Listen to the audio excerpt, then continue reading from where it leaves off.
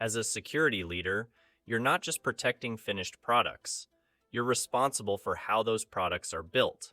And that means influencing every stage of the software development lifecycle to ensure that security is not a last-minute add-on, but a foundational element of the entire process.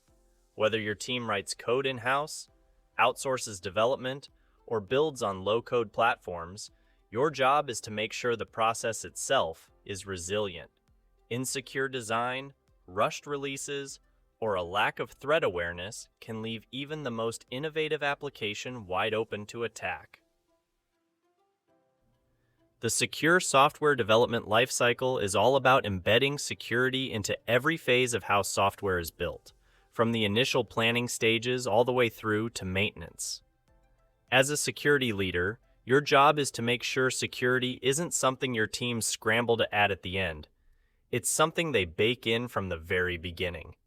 You're guiding them to treat security as a core quality, just like performance or reliability. In the planning phase, you assess potential risks, define clear security requirements, and make sure your security team has a seat at the table from the start.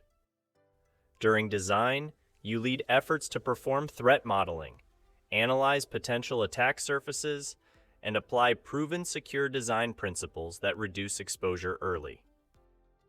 When your teams move into development, you ensure secure coding standards are enforced and that tools like static application security testing are integrated into their workflow to catch vulnerabilities before code ever hits production. In the testing phase, you support the use of dynamic testing, fuzzing, and dependency checks to validate the application under real-world conditions. When it comes to deployment, you're making sure that security configurations are correct, credentials are never hard-coded or exposed, and environments are hardened to resist exploitation. And during maintenance, you drive the ongoing practices like regular patching, vulnerability scanning, log reviews, and change monitoring that keep systems secure even as they evolve. Your role is to lead the culture and processes that make all of this routine, not a one-time checklist. You define expectations, remove friction, and make sure secure development isn't the exception, it's the standard. That's how you build software that's not just functional, but resilient, trustworthy, and secure by design.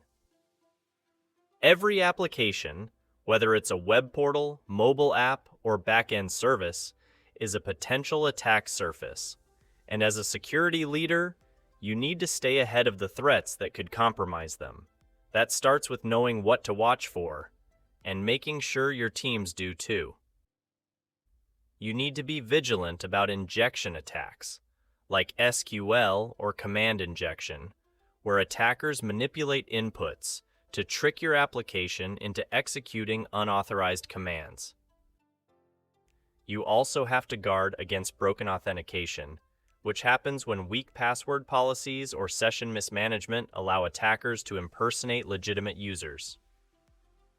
Insecure APIs are another major risk. They often expose sensitive data or back-end logic if not properly secured with authentication, rate limiting, and input validation. Don't overlook client-side attacks like cross-site scripting and cross-site request forgery, which exploit the trust between users and systems. These can hijack sessions, deface content, or redirect users to malicious sites. There's also insecure deserialization, where improperly handled serialized objects allow attackers to execute arbitrary code. And finally, you need to manage risks from third-party components, open-source libraries, plugins, or dependencies that introduce vulnerabilities you didn't write but are still responsible for. Your role is to ensure that your teams don't just understand these threats theoretically. They build active defenses against them in how they write code, design APIs, test components, and choose dependencies. You create the culture, tooling, and accountability that makes secure development the norm, not an afterthought. Because when you treat your application stack as a living asset, not just a finished product, you stay one step ahead of the attackers who are looking for that one overlooked entry point. You may not be the one writing the code, but you're the one shaping the environment in which that code gets built. As a security leader, your role is to define the standards, set the tone, and align priorities so that security becomes a natural part of how your organization develops software. That starts with embedding security requirements into project briefs, user stories, and development contracts. Making it clear from the beginning that security isn't optional, it's expected. You also need to invest in your developers.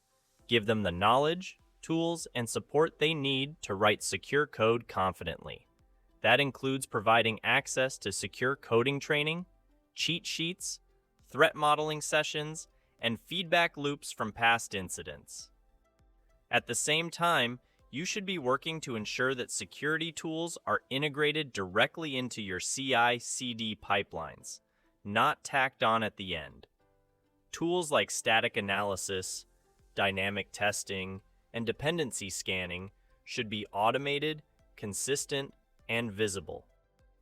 And as deadlines loom and feature requests pile up, it's your job to lead conversations about security debt, helping stakeholders understand the long-term cost of shortcuts and the real risks of insecure code. When you lead with this mindset, you're not slowing your teams down. You're clearing the path for them to move fast without breaking trust. By embedding security into the development lifecycle, you're not just reducing rework and minimizing risk, you're creating a culture where secure delivery is the default, not the exception. And that's how you lead with impact.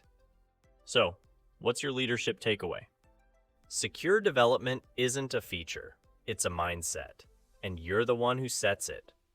By driving a secure SDLC and raising awareness around real-world application threats, you protect not just the code, but the customers, data, and trust behind it. You turn security into a development accelerator, not a blocker.